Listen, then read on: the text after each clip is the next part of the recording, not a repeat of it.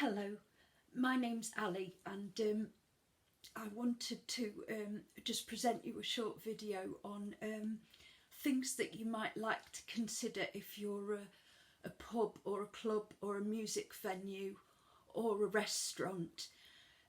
My thinking is that this is a period where businesses are unfortunately hard hit, as is the rest of us, by the coronavirus, and you're all having to plan accordingly in order to meet social distancing guidelines for when you reopen. And I thought, in a way, this is an ideal opportunity for you to consider and reconsider your accessibility for disabled people and ways that you might do that, and also people with invisible illnesses. So thank you for tuning in, and here's a few ideas. Most of them you're going to be fully aware of, it's just a reminder. The first is your layout. If you are a venue, please, I've seen this so rarely done, take a detailed layout of not just where your steps are, but the size of them, the width of them, the depth of them, everything about them, the width of corners, the anything at all, any obstructions. If you possibly can, take a wheelchair user around with you, because somebody in the most restricted position in terms of mobility is likely to see things you're not. But even the depth of steps can make a big difference as to whether you can get a wheelchair up and down. I've actually gone successfully with two friends into an upstairs venue because it was relatively easy for them to manage on the wide steps. Get a website. If you've not already got one, get a website.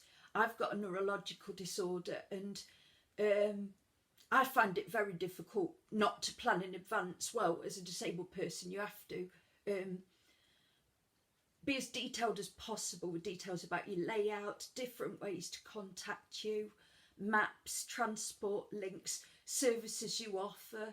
Please publish a menu, because there's lots and lots of people out there with sensitivities, gluten, nut allergies, vegan diets,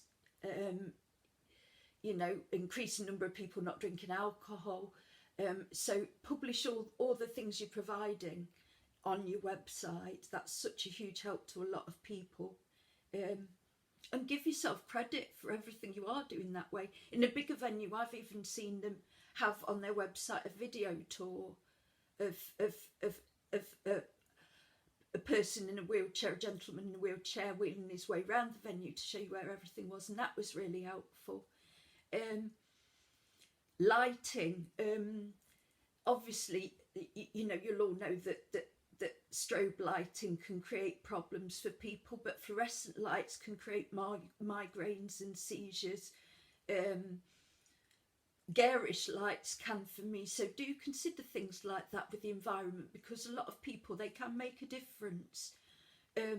Also, the music volume. Many people, even without my issues, suffer from sensitivity to loud music and difficulty to recognise conversation in loud music, so do consider notching it down a bit, or having quiet periods, which is a big help for somebody like myself with chronic fatigue, where I can just have a break, give my muscles a rest, my nerves a rest.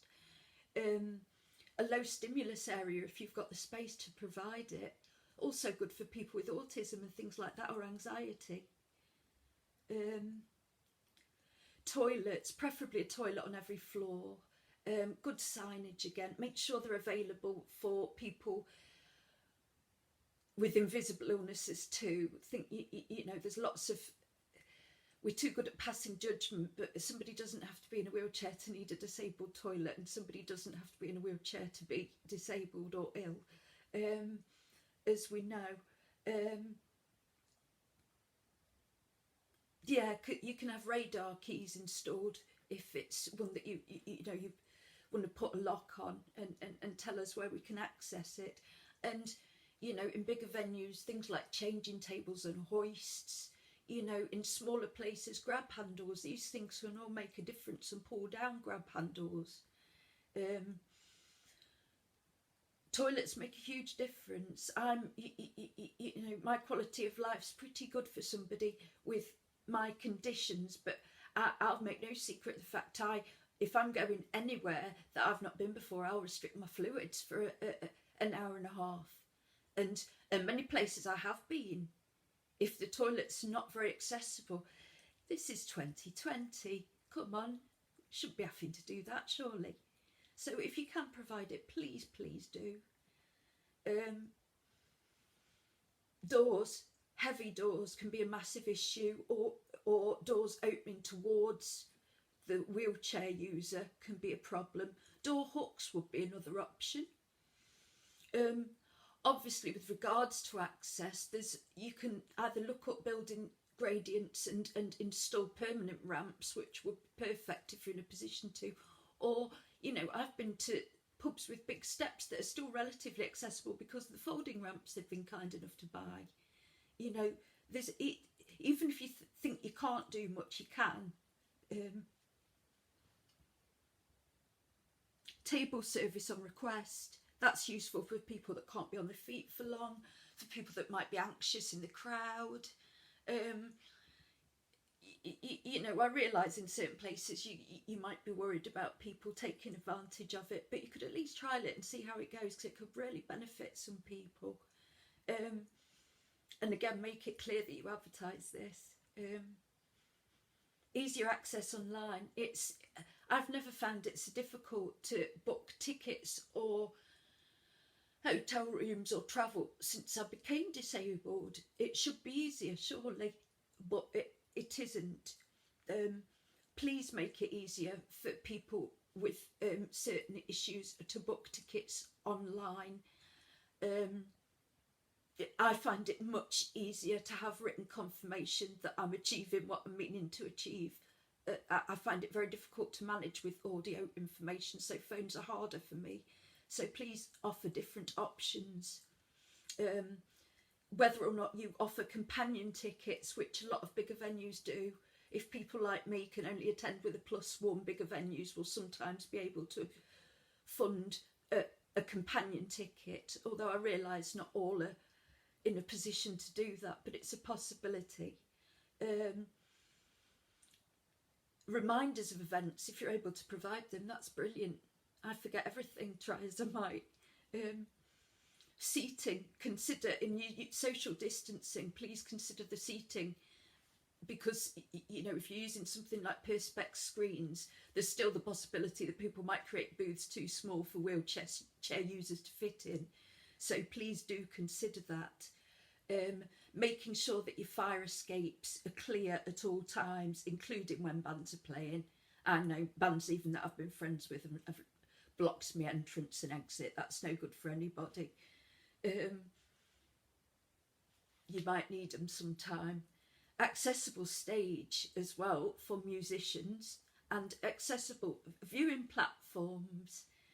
You know, it's one don't act like you're doing us a favour helping us in if you're then going to stick us in a crap position where we can't see and hear anything. That's just what's robbing us, I think, a bit.